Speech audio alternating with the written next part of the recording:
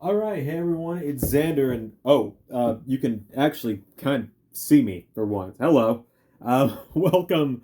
We're in a different place for these next few figure reviews because the table I normally do these on is currently in use for Sonic Speed Adventure Episode Zero. It's mid shot, has been for a little while. Episode Zero is still a work in progress. We're officially casting. The casting call club page is officially closed for that, and everything, but I've got a few figures I want to open up that have been sitting on that table, keeping me from working on it for about a month now. So we're gonna rush right in. We got Metal Sonic 3.0. Now, a lot of you guys know this was a big one that I have been trying to get my hands on for a while. He was kind of one of the final pieces I needed to have all of the modern characters, and I finally gave in about a month ago at this point. I've had him now. He's been over on my other channel, LS11 Universe. He's been in the background of a lot of videos I've done, or a lot of live streams and stuff. If you're into wrestling, I've got two other channels that are about wrestling called LS11 Universe and Wrestle Luigi.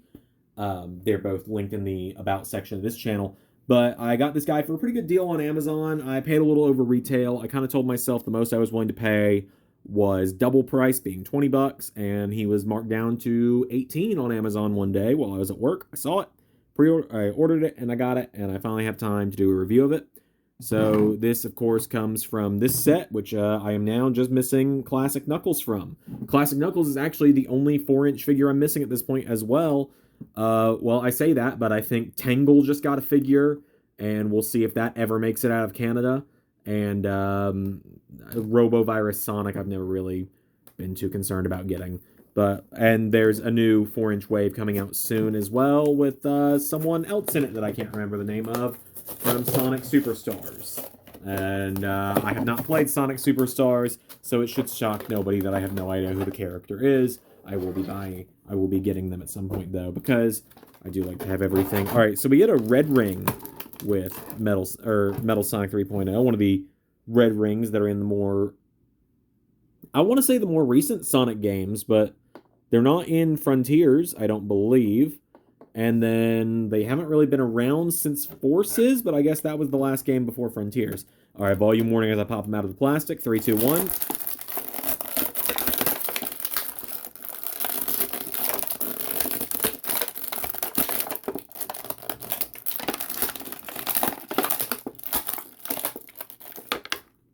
Oh, thank God, that was on a peg.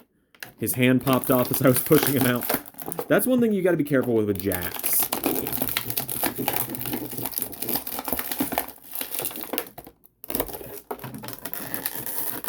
There we go. Just the vacuum sealed plastic that these guys come in, you got to be careful with Jakks. I legitimately, I've talked about this before. I bought some Koopa Troopas that were on sale on Amazon. They were $5 a piece. I bought 3 of them because that was the limit. I bought 3 of them, and as I was doing the review for them, one of them broke coming out of the box, so I ended up not uploading that review and having to return that one. But here we go. Here he is, fresh out of the box. Metal Sonic 3.0. He's obviously just a simple recolor of Metal Sonic. In fact, let me grab Metal Sonic so that we can do a little comparison here. I've got a couple Metal Sonics now as well. The Sonic and Metal Sonic 2-pack was marked down, and I bought a couple Metal Sonics to use for customs, but let's see. Compare them side by side. They are very much the same figure in that regard. But I do love the color scheme of Metal 3.0. I think Metal 3.0 is just a cool design. And, you know, it's always bothered me. Like, Metal Sonic has elbow joints, but they're not really convenient elbow joints. Like, at all. They're not super convenient. Because if you pose his arms normally, they bend, like, inward like that, which doesn't really do much on one side. This side works fine, though. And then the knee joint is a little strange as well on this guy. I mean, he looks great though. Like the colors, I love the black and I'm a sucker for a good black and yellow color scheme. Always have been.